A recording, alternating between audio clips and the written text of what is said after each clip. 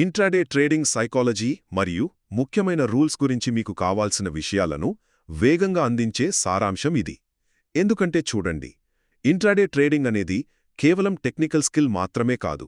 మీ ఎమోషన్స్ను control చేసుకొని కఠినమైన క్రమశిక్షణతో ఉంటేనే ఇక్కడ మీ విజయం ఆధారపడి ఉంటుంది.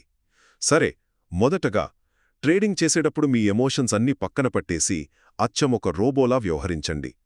నష్టాలను తగ్గించే స్టాప్ లాస్ ఉంటుంది కదా, దాన్ని మీ మైండ్లో కాదు, ఖచ్చితంగా మీ ట్రేడింగ్ సిస్టంలోనే సెట్ చెయ్యాలి. ఎందుకంటే ఆ స్టాప్ లాస్ మైండ్లో ఉంటే, అరే మరో ₹2 పెరుగుతుందేమో చూద్దాం అనే అనవసరమైన ఆశ పుడుతుంది. అదే దాన్ని సిస్టంలో లాక్ చేస్తే ఇలాంటి ఎమోషనల్ తప్పులకు ఆటోమేటిక్గా బ్రేక్ పడిపోతుంది కదా. ఇక రెండవది, సరైన సమయంలో మీ సిస్టమ్ స్క్రీన్ ఆపేసి వెళ్ళిపోవడం.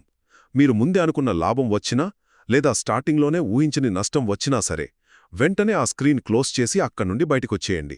లాభం వచ్చాక కూడా ఇంకా మార్కెట్ వైపు చూస్తూ కూర్చుంటే ఏమవుతుందో తెలుసా? ఆ మార్కెట్ మిమ్మల్ని మళ్ళీ టెంప్ట్ చేసి మీ డబ్బును తిరిగి లాగేసుకుంటుంది. చివరగా ఒక ముఖ్యమైన విషయం, మీరు నష్టాల్లో ఉన్నప్పుడు ఎప్పుడు కూడా దాన్ని యావరేజ్ చేయకండి. అంటే మీరు కొన్న స్టాక్ రేట్ కింద పడిపోతున్నప్పుడు నష్టం కవర్ అవుతుందనే ఆశతో దాన్ని మళ్ళీ కొనకూడదు. ఇదెలా ఉంటుందంటే, తప్పుదారిలో వెళ్తున్న బస్ ఎక్కి అది రాంగ్ రూట్ అని తెలిసాక కూడా మళ్ళీ అదే బస్కు ఇంకో టికెట్ కొన్నట్టుంటుంది. దీనివల్ల మీ నష్టాలు మరింత పెరుగుతాయే తప్ప తగ్గవుసుమా.